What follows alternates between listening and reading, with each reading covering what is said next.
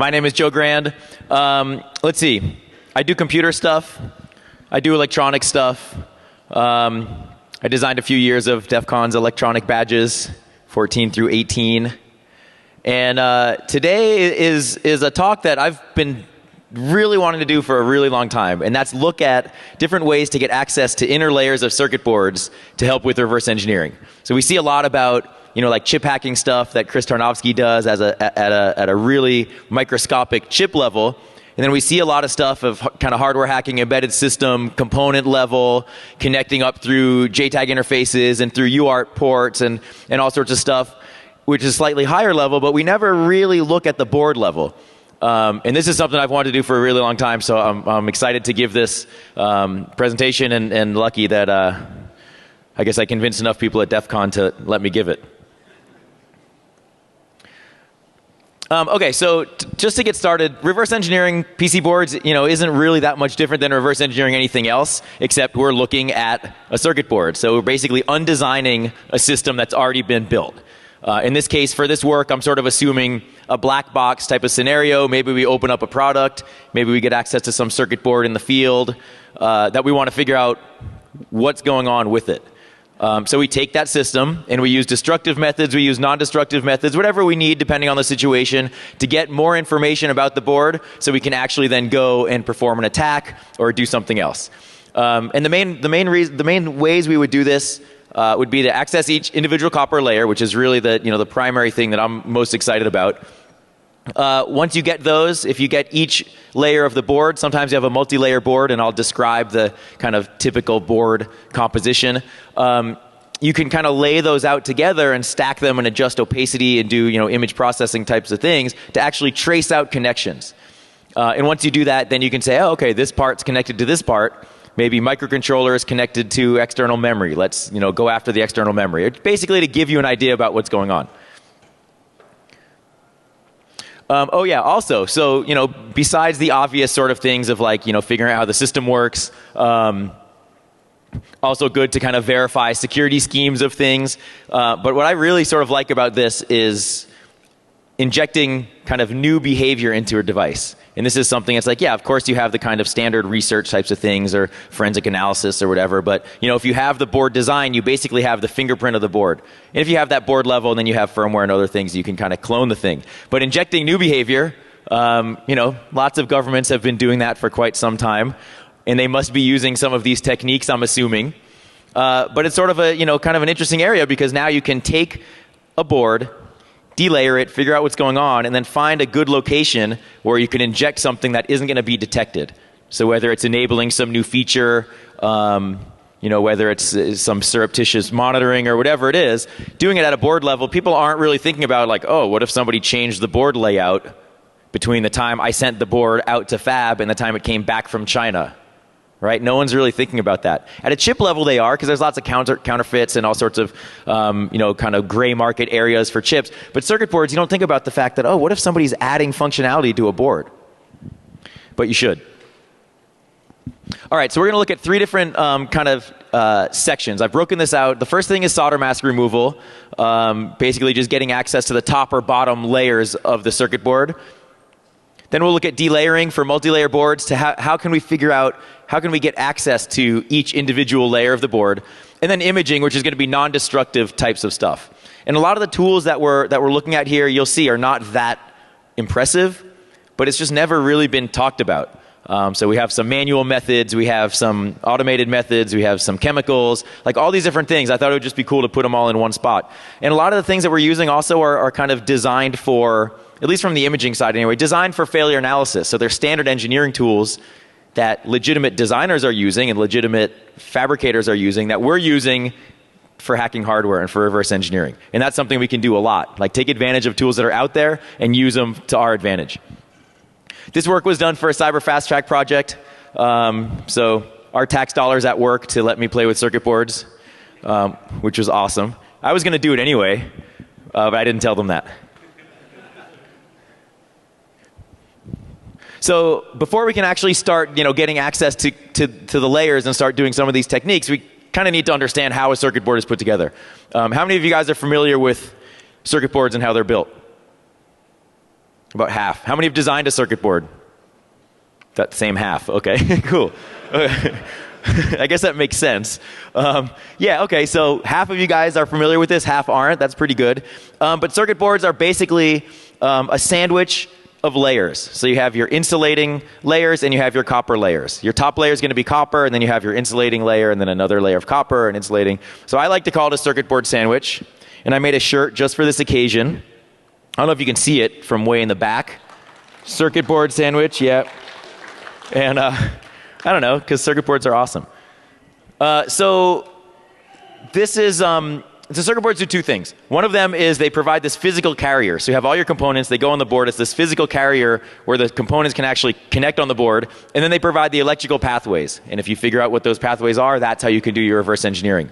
Let's see, this picture on the right, this PCB cross-section, this is a 16-layer board that I just happened to pull out of my stack of circuit boards, and it's a cross-section. So we're looking at each individual layer from the side view, and there's, you know, a bunch of, I don't know, what is it, six, I don't know, I can't do the math in my head, but there's a bunch of thin layers, and then there's two thick layers in the middle, and then a bunch of other thin ones. So this is something, if you're reverse engineering a board and you do a cross-section, which is not uncommon, sometimes you can do it from the edge of the board just so you can see, try to get an idea of like interlayer spacing. The inner layers are thicker, which probably mean that's power or ground planes, you know, or something carrying some sort of high current there. The picture on the left is an awesome, awesome thing if you can ever get it. It's the Dutch-Indonesian spekkoek, which is an awesome layer cake. Not a PC board. And they taste much better than PC boards. I can guarantee that. But as soon as I saw this, I ordered this at a restaurant when I was in the Netherlands, and actually I didn't know what it actually was. And they brought it, and I was like, oh my God, this is awesome. I'm going to put it in my presentation. So now you know what circuit boards look like. There's a bunch of other layers on a board. So you have your copper and substrate layers, but you sort of have other stuff on top. So the silkscreen layer, usually white markings on the board, sometimes other colors. That's made of like a printable ink or epoxy. Usually part designators are on there. Sometimes you'll see manufacturing logos. Sometimes you'll see markings by engineers for test fixtures or test points, things that we can take advantage of. That's at the super top layer. The next layer down, the solder mask, which is the coating that makes the boards green or white or blue or whatever, basically is a protective layer that's going to protect any area of the copper that is not intended to be exposed. So if you look at your DEF CON badges, all those copper pads, those copper circles, are intentionally made to be exposed, so you can solder to them and tap onto them and do things. If you look carefully, you can see a bunch of traces underneath the actual solder mask, and those are things that are not intended for you to hack on. That doesn't mean you're not allowed to go there and do it. It just means the engineer doesn't want you to access those. And it protects the board from dust and corrosion and a bunch of other stuff. So we'll need to deal with getting through that solder mask layer.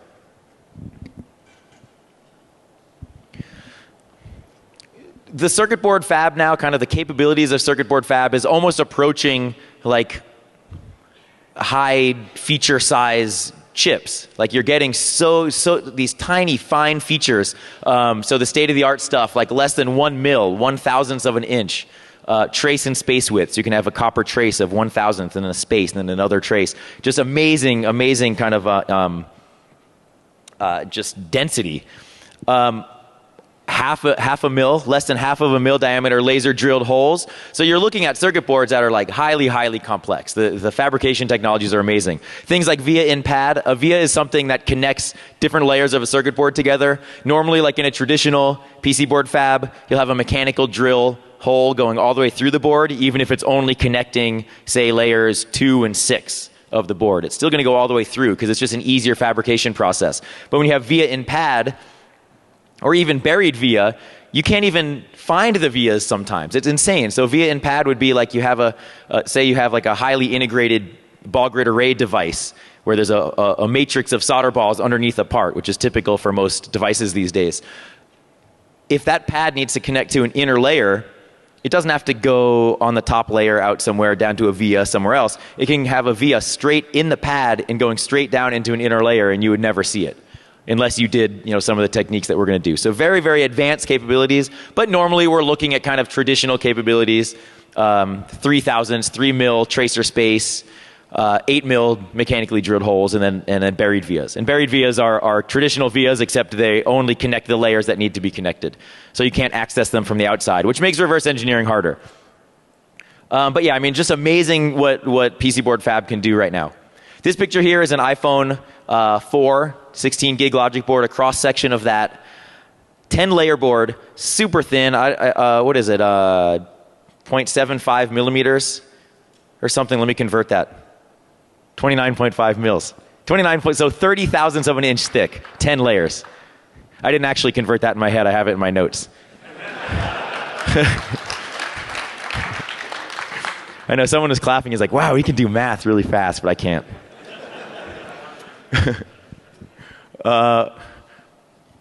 Thank you for joining us, you two fellows. Please sit down so I can continue, so you don't interrupt me anymore. I know them, it's okay. Yeah, so this type of board is super complex, and I used this iPhone board in a lot of the experiments. I wanted to use kind of traditional standard boards. I did some 2-layer boards. I made a custom 6-layer board that I had complete control over the design on each layer. I knew the layer spacing. I knew everything about it, so I could kind of validate the success of the of the various techniques. But then the iPhone board is a real world situation of a actual consumer product using current state-of-the-art technologies. So I grabbed a bunch of these things on eBay, just bare boards, and they were actually Apple iPhone knockoff boards. They looked great, except there was like very noticeable defects and cracks in them, and just really weird things. I just couldn't imagine someone actually buying an iPhone board on eBay and building it. But I don't know. Apparently, that's what people do. But it was fun, to use something like this to actually prove, like, okay, the technique is not just going to work for like a hobbyist board; it's going to work for the real deal. So I mentioned that we want to try to get access to the inner layers, or all the layers of the circuit board. And if you do that, if you can only access, say, the top and bottom layers, that's still better than nothing. But really, if you get all layers of the board, whether it's a 4-layer board or whatever, then you can start really putting together the entire design. So this thing here, I'll show you this again at the end of the presentation with one of our techniques. This is 4 layers of a speech synthesis board that I designed. That is a great reference because I know exactly what it's supposed to look like. If we also know the components, almost all of this stuff, except maybe some of the non-destructive methods, assume that there's no components on the board. So if you're going through your process, you would make note of the components, make note of part designators, and then take them off the board to actually start destructively getting down to the different layers. If you know the components and then you know the board layout, then you can recreate a whole schematic. And with that schematic, which is like an electronic roadmap for the entire system, then you totally win. All right, so the first set of things we're going to look at is solder mask removal. This is getting access to the top and the bottom layers, because those are the only 2 that are protected by the solder mask.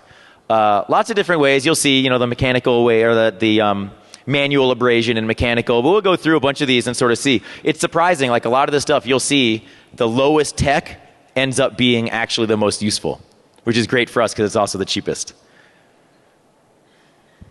So what I'm going to basically do is just run through a bunch of these techniques. And I should mention, so when I was doing the cyber fast track work, there was a bunch of stuff that didn't work.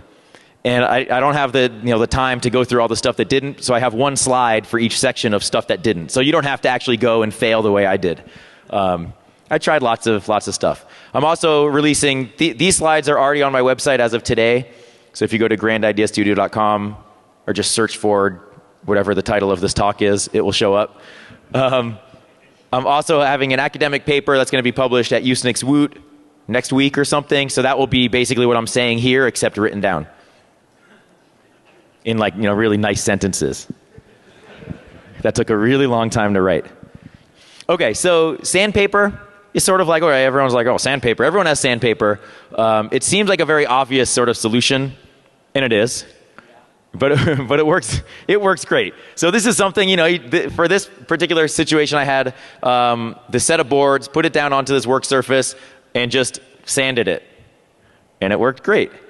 But the one thing you have to kind of worry about, though, is you have to make sure the sandpaper is actually, really kind of planar to the surface. You want to make sure that you're evenly sanding. Because if you're not, you're going to get wear, and you're going to end up sanding down into the substrate, or into the copper and then into the substrate, which I'll show you when we do some of the delayering stuff. So it's basically just using sandpaper. You can put boards of the same height on either side of the board you're sanding. That will keep things really level. But yeah, the effective, lowest cost way to do it. Here are just some results of that.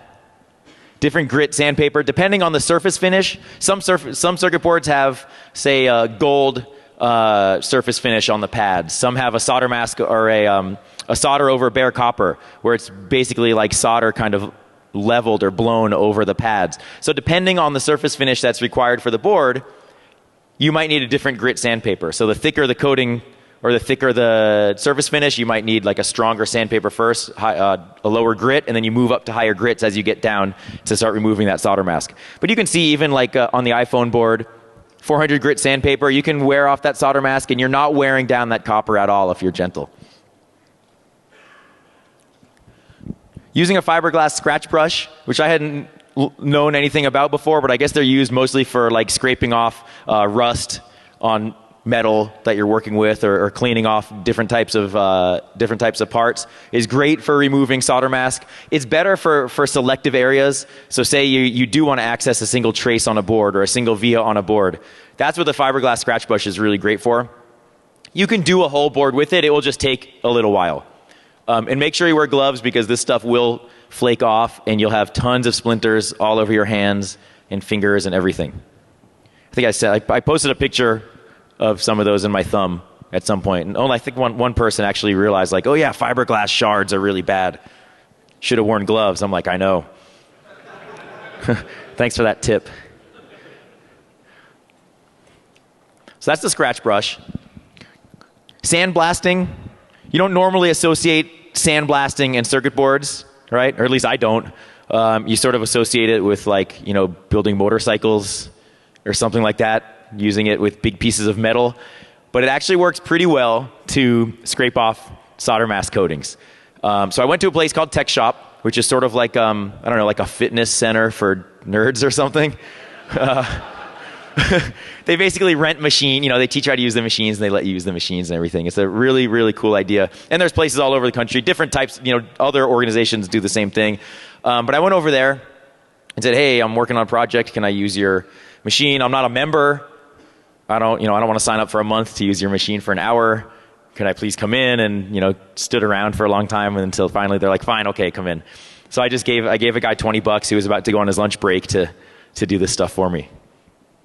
It's amazing what you can get when you ask nicely and hold money up. So this one, we had to be really careful, because sandblasting normally is just a very kind of high PSI, high rate of speed type of application. So the operator tried to kind of scale it back a little bit and be a little gentle on the board. We had some pretty massive failures, but once he got the technique right, you just use a standard type of sandblasting machine. We were at a 60 grit aluminum oxide, 80 psi.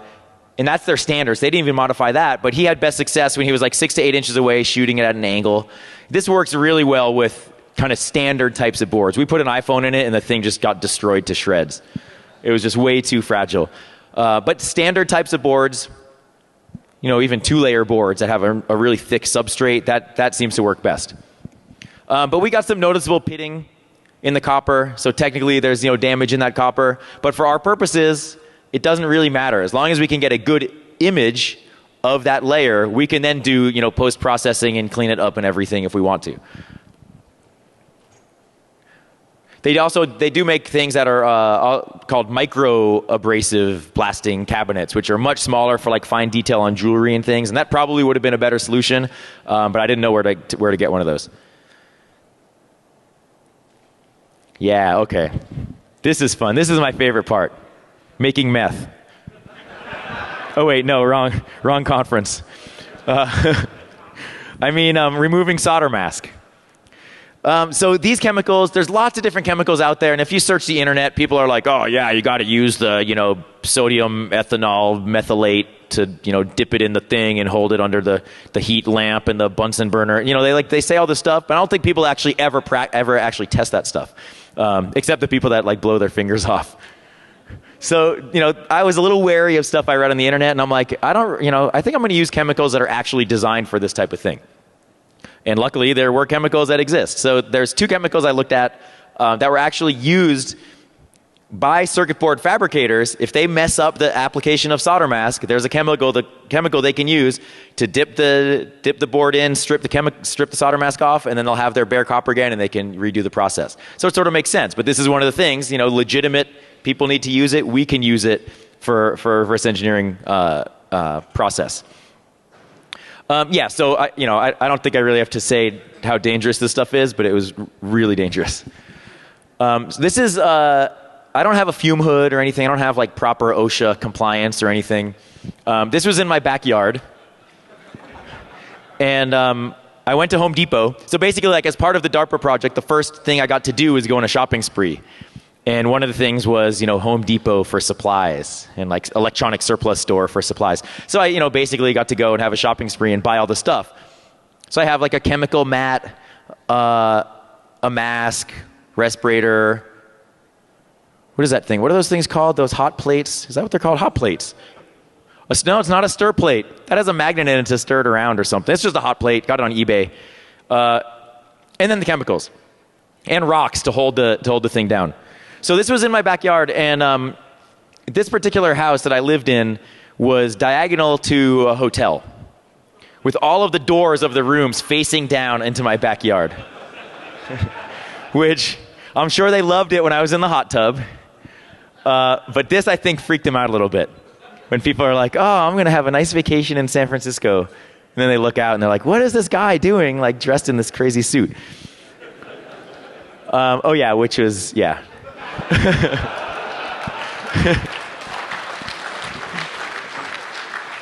And there actually was a black car outside of my house for 2 days when I was doing this work. I shit you not.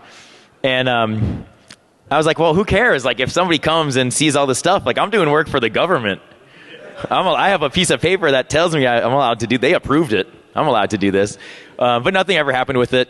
But yeah, so I wore the suit, and it was actually really funny because with these chemicals, you have to heat them up to a certain temperature because that helps with chemical reactions and all this crazy math stuff. So I had, this full chemical suit on, but who took the picture? It wasn't me. Yeah, so my wife took the picture, and some of you guys might remember her when she was pregnant and called my phone in front of 8,000 people or something at DEF CON a few years ago. She took the picture, and as the stuff was like heating up on the hot plate, and she got really pissed because apparently that stuff smells really bad. But I didn't know that because I'm wearing a respirator. So she took the picture, and she's like, wait a second, why are you wearing this stuff, and how come I'm not wearing it? And she got super, it was, I would swear if I'm not going to swear because I'm a nice person. But she was really angry and, kind of going off like a trucker. And so she ran out and shut the door and stuff so the smell wouldn't come into the house. But I guess it was really bad. And actually the fumes did go into the house. So next time, if I do this, I'll do it a little further away from the house. Or just buy her a respirator. So yeah, this was, that was fun. But I was really freaked out. I don't normally deal with chemicals that much, except when I used to etch circuit boards. And I would just dump all the chemicals down. Yeah, someone else etches circuit boards. But did you dump the chemicals down the drain? Oh yeah, it's Space Rogue. Yeah, he was there when I was etching circuit boards. So yeah, chemicals, I don't know. They're very effective, as you'll see, but also just really dangerous and freaky. So it turns out both of these chemicals that I use, there's 2 of them. One is a US company, one's a UK company. Neither of them will attack the actual substrate, which is good for solder mask removal, but it wouldn't work well if we're trying to delaminate the board.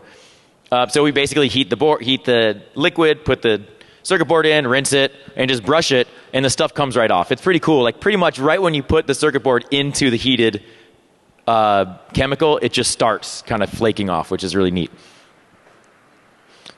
And the time depends on the temperature and the thickness of the solder mask and things like that. But the result is super awesome. Full copper exposed, no abrasion on it or anything like that. Really, really well done. And then lasers. Lasers. Who here has a laser? Yeah.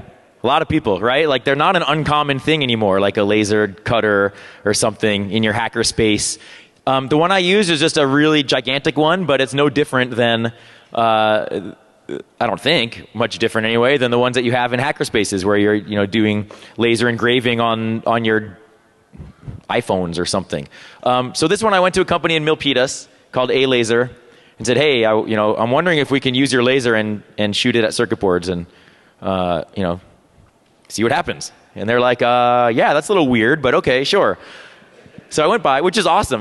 Places really, they're willing to do kind of interesting things, because for them, I was talking to the operator and he's like, yeah, this is totally fun because we had no idea what's going to happen, and it's way better than way better than what we do day in and day out. So for them, it was something fun. And this happened almost every place I went.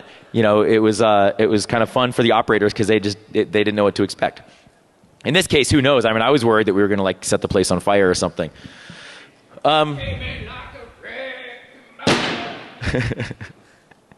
Thank you for that. Okay, all these guys are wearing. I knew this was going to happen. I guess this is like a DEF CON tradition. Thank you guys. I love you guys so much for that. Thank you. I actually told them before the talk, I'm like, nothing's going to throw me off. Not even a giant dong. No, you said you weren't coming on stage. No, you broke the rule. Take your mustache down. Okay. All right, where were we? Okay, come on, get that out of here. Okay, so the lasers that we're using here are basically for cutting material like flex circuits, like flexible circuit boards, for cover layers, for doing, say, like stencils or solder stencils for circuit boards. And we were just trying to see, could we shine a laser and would it get through solder mask? I actually went to also use them to see if we could actually get to inner layers, which I'll explain later on. That doesn't really work. But in this case, it did. We just had a single pass of the laser at a medium power. I don't know what that means because he told me there was low, medium, and high.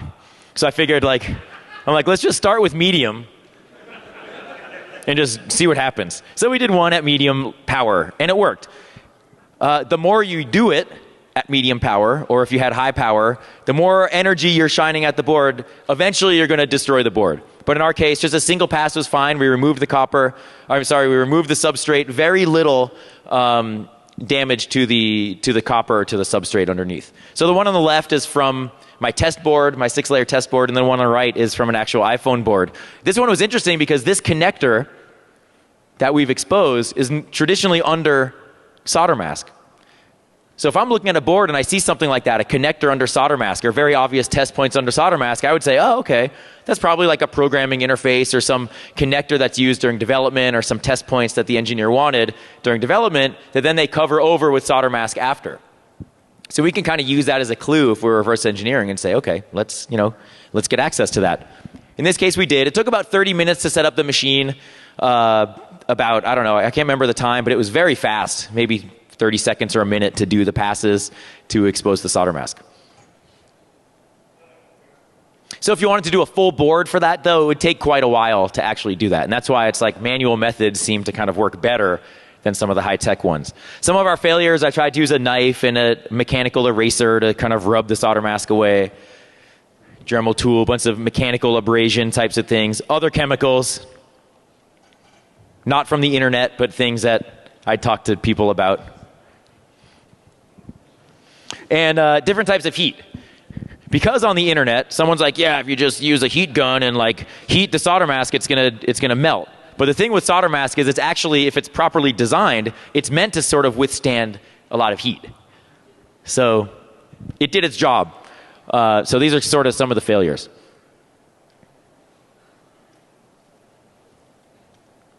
So the next set is delayering. This is where I think things get more interesting because now we're starting to look at the inner layers itself. So sandpaper, again, kind of a manual method. And then we have mechanical, bunch of different mechanical stuff. And this is where things, I started really learning a lot about the process, as you'll see. So again, sandpaper, very effective, low-cost method. I just took the board, double-sided taped it to the work surface. But as opposed to the solder mask, which if you're just using sandpaper on solder mask, it's going to come off pretty fast, a few minutes maybe. When you're trying to actually delayer an entire layer of substrate that could possibly be 40, 50, 60 thousandths thick, it's going to take a toll. I don't care how strong you are, it's going to hurt. And you're going to get really sweaty, which I know a lot of people don't like. So what you can do, instead of just using sandpaper, handheld sandpaper, you can use like a sanding tool. So on the left, I have a sanding stone, which is like a 60 or 80 grit stone, so you just get a better grip on it. Or I have a Norton sheet sander tool, which you attach the sandpaper to this thing, and then you have a handle, and you can actually go back and forth. But it takes a while. So here's a little video of it. Time lapse, of course. So I'm taking the stone, trying to get the top copper layer off, and then we'll have the substrate, and then I got to work on the next layer. So first the sanding stone, try to use that, sort of works.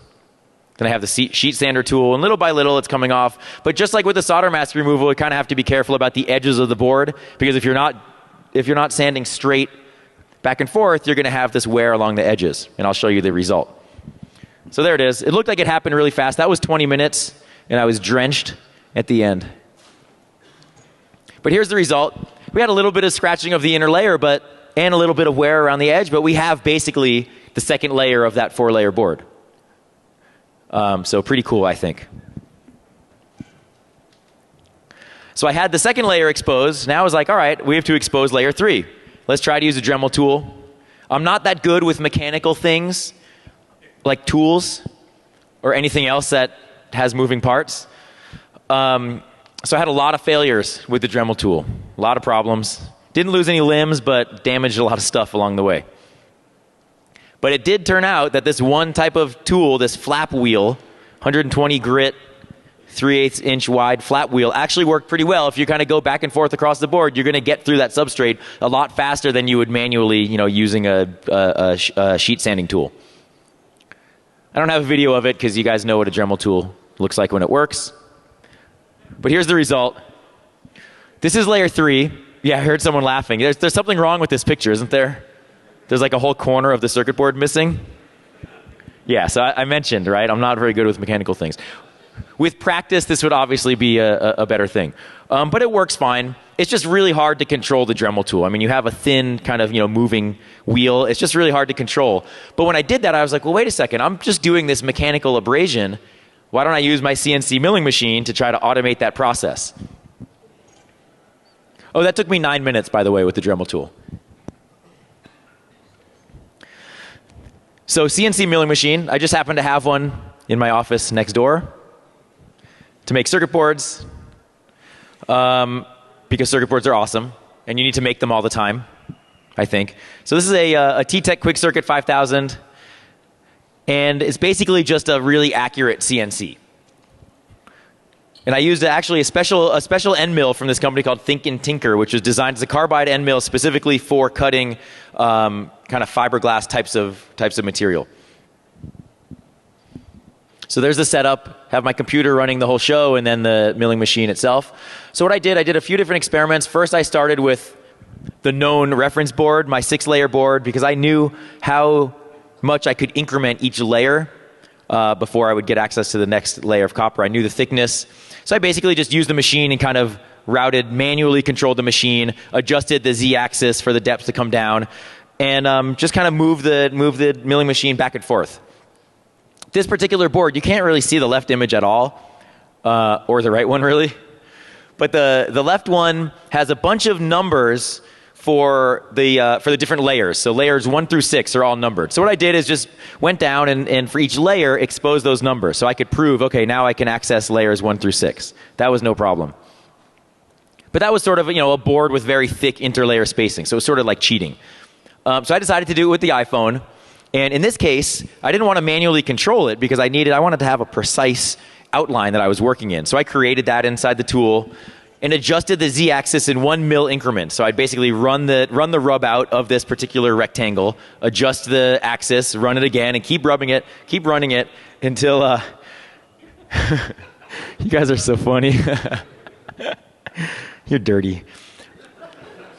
So I'd keep doing the operation until I could almost see the copper, and then I would use a fiberglass scratch brush to do that really fine removal of the substrate.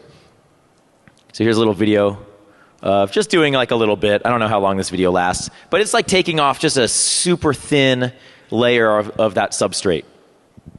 I did that for a few hours until I got it right. But it actually worked. So I could see inner layers of that 10-layer iPhone board, which is seriously complex. But if you do that across multiple sections, you can reverse engineer the entire board.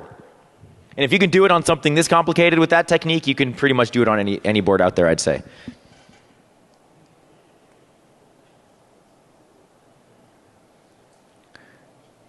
So last one of delayering is surface grinding. This was another one where I was like, okay, I'm doing the Dremel tool. It's like, how else can I do it? What other techniques? Surface grinders are these amazing machines that are used to grind down surfaces, to create nice surface finishes, and to do all sorts of crazy metal work. We have this rotating wheel on a rotary table, and the table moves around, and the wheel stays where it is, and it's just a very, very, very cool thing, but gigantic. So on the left is a typical surface grinding machine. Went to a place in Oakland, and this is like a straight up metal shop. I don't think they deal with computer, tech people very often. So I call them up, I'm like, hey, I want to grind down some circuit boards. And they're like, yeah, I don't know about that. And I was begging because I'd heard that surface grinding would be awesome. And the one guy I know in San Francisco that had a surface grinder didn't want to do it. So he's like, try these guys, try general grinding. And eventually they came through, and it was amazing. So we did it like after hours, like 8 p.m. in like the worst neighborhood in Oakland, where they escorted me to my car after the work was done, which was awesome. Because I guess I can't defend myself, at least in that neighborhood. So what we did is we had this metal block, and the surface grinders have a magnetic chuck. So you mount whatever you're working with. Usually it's metal, so it just goes directly on this magnetic chuck, and then you can work with it. But the circuit board is non-ferrous, so we had to put it down onto a block, and then that would hold it into place. And we basically, this thing had depth control of 0.1 mil increments. So my machine was 1 mil, give or take. I think maybe it was half a mil, 0.1 mil. So even a machine like that size is way more accurate. Here's the process. Does a little dressing of the wheel, and just comes down and just grinds the board. And does this whole process. It takes like it's like a 45-second process or so. And it doesn't really look like it's doing much, but it's actually shaving a really thin layer of the board. And we did this over and over again as we got down. And what you can do is, if you already know the interlayer board thickness, if you do a cross section first, or you look at the side with a magnifying glass, then you can just set that in the machine, and it will just automatically do it to that point where you need it. What we found is that the surface finish that was created by doing this was so smooth that you didn't have to actually get to the layer itself. You could just, as long as you could see it through the substrate, like it would polish the substrate so much that you could just see the layer through it. So these are the 4 inner layers of that 6-layer board. Pretty cool. And then a bunch of failures, heat, and laser doesn't work in this case for delayering, because laser energy affects materials differently. So if you're trying to cut through a layer of substrate, that's going to work differently than trying to cut through a layer of copper. And if you don't know how the substrate and copper are laid out on the board, you're just going to have a big mess. So for imaging here, we have X-ray, 2D and 3D. Pretty much everybody here probably has had an X-ray or knows somebody that does. But you probably don't know where to get access to an X-ray on your own. But it turns out that they're used a lot for failure analysis of circuit boards and of components on circuit boards. So they're used during circuit board assembly to make sure components are soldered on properly. So you can actually go to a contract manufacturer and say, hey, can I use your X-ray machine? And they'll say, sure. So that's what I did. So X-rays, shining through an emitter, and then the object is absorbing radiation, and then we'll be able to see the result. So we only see a composite image, not individual layers in this case. Here's what the machine looks like. Here's a Verifone pin pad from a pin pad device that had this active circuit board shield on top of some of the circuitry. So the 2D X-ray isn't really that great for complex boards because you get this composite, right? You don't know which layer things are on. But we can use it to get a general sense of what's going on. So in this case, this active shield had like 4 layers of basically a maze of copper that we'd have to figure out how to defeat that to get access underneath. If you have a really simple board, you can manually adjust the field of view and the angle of the X-ray to trace things out, but it gets really hard. Here are just some other kind of pictures of, there's that 4-layer speech synthesis board. So it's all right for certain things. But this is the real money shot right here, X-ray. This is the best, this blew my mind. This was the best part of the whole research. You know, CAT scans, where you go in that machine, spins around, and you get slices of your body parts or whatever. You can do that with circuit boards too. And just like there's contract manufacturers that have the normal X-ray machine, some of them have the 3D X-ray machine. And you're basically taking a number of 2D images at different angles around the object and then mathematically processing that down into slices. And here's like a BGA part, a ball grid array solder ball with a defect in it. Normally, these companies are looking at very, very small objects for very, very small defects. So I went in, actually called this company, which was recommended by Sonic Manufacturing, who did the 2D X-ray, and I called the CEO, and it turns out he was in Germany for a conference. And so it was like, 5 p.m. my time and 3 a.m. his time or something like that. And as soon as I heard the ringtone change from the US to, the European, I was like, oh crap. But he answered the phone at 3 in the morning. I woke him up, which is not a good way to start a relationship. But he was just more than willing to help. And he's like, sure, I get back tomorrow, let's set a date and let's do this. I've never done it. Let's try it. So it was totally awesome. And just a big surprise for everybody there. So what we did is we took 360 different images of that speech synthesis board, that 4-layer board. And then once we got all of that data, we loaded it into a manipulation program for 3D manipulation, moved through each layer, and we could manually, it creates a bunch of JPEGs basically, so we could hit a key and look through each layer. In some, I don't remember the actual layer, the slice thickness, but it was just totally amazing. And the results will, vary based on how many layers you have, the inner layer thickness, the weight of the copper, what other materials are used, because some high-end boards use very complex materials. But here's here's the result of this CAT scan on our board. So we're slowly going through each layer. Layer 1's about to come up. Let's see. There it is. There's layer 1, and then layer 2 comes up. There's layer 2. Then we go through the middle of the board, the middle substrate, which is thicker than the others. Then layer 3 comes up fast. There's 3, and there's 4. So now non-destructively, we can see through the entire circuit board without having to do anything, which is awesome. Here's another view of it. So you'll notice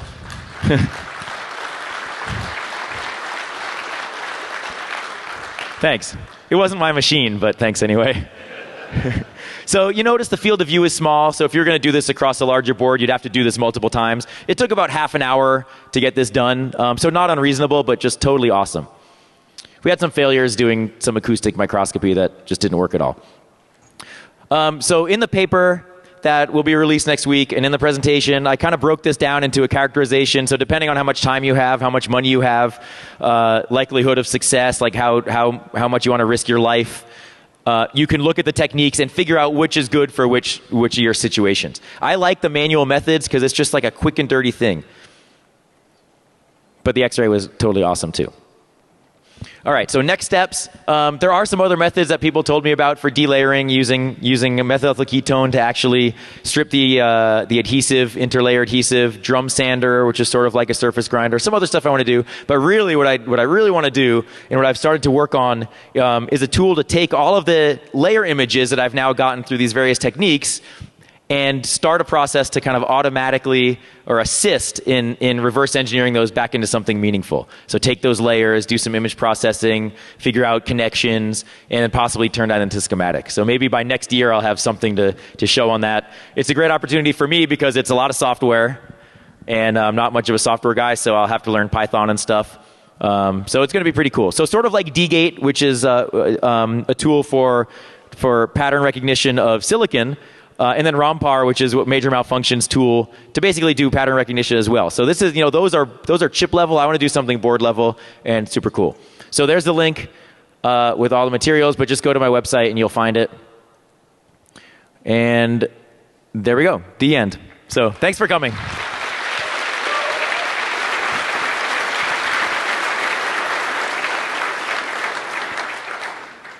So I do want to mention, now that the camera's off, right? Okay.